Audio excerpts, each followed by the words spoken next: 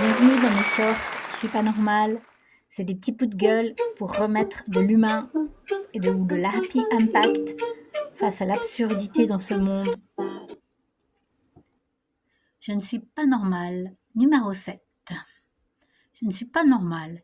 J'aime les pommes, quelle que soit leur taille, et même si elles ont un petit défaut.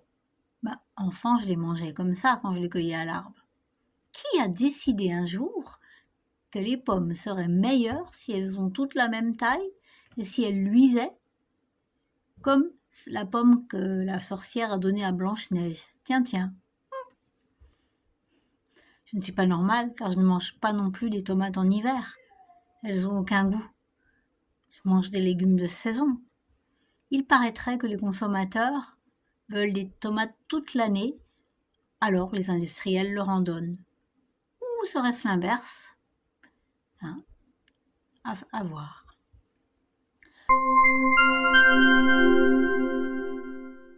Je ne suis pas parfaite, mais je n'ai pas non plus envie d'être une pomme qui ressemble à toutes les autres, et je n'ai pas envie non plus qu'on me prenne pour une pomme ou pour une conne, je ne sais plus.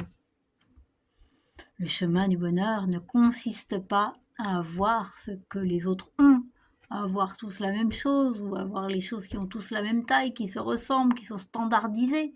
Ça, c'est encore bien dans le meilleur des mondes, d'Huxley. Et en fait, tout ça, l'avoir, ça procure que du bonheur éphémère. Là.